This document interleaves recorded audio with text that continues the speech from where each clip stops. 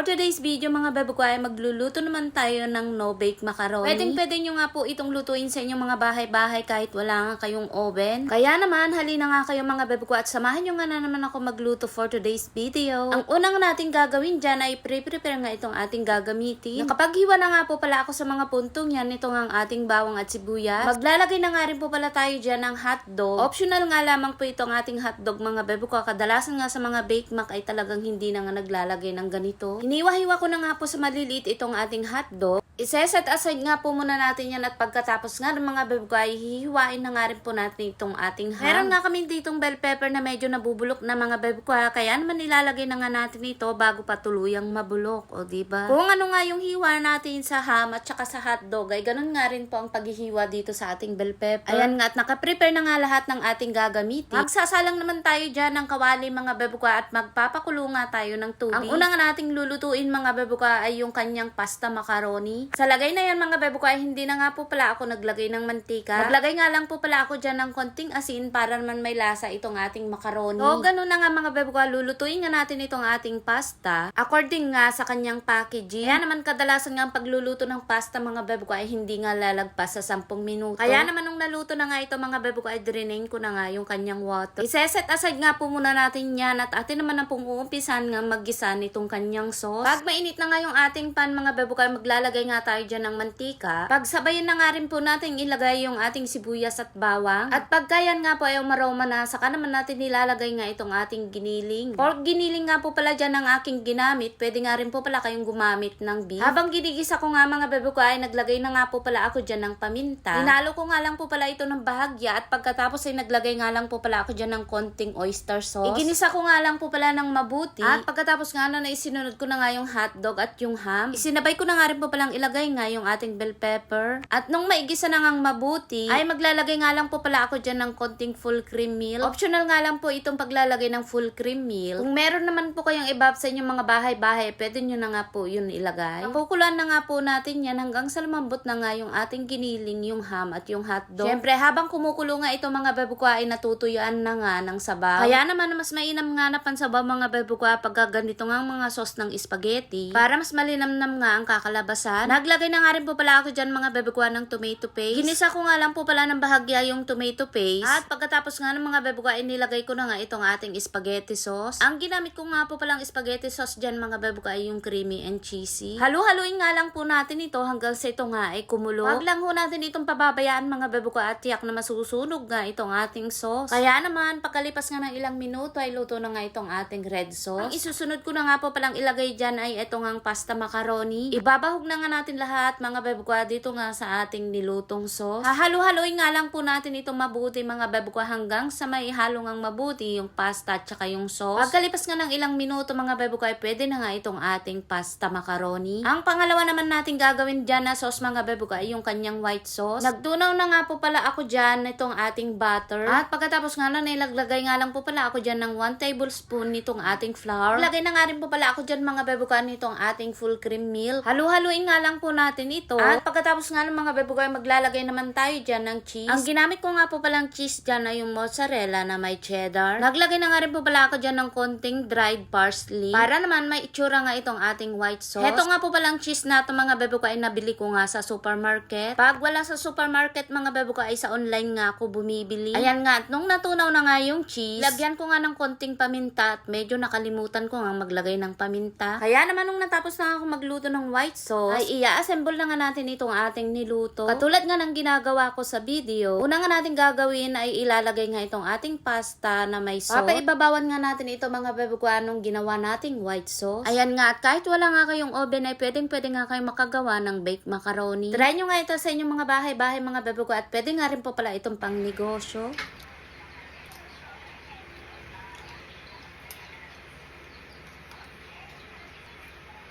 Grabe, sarap.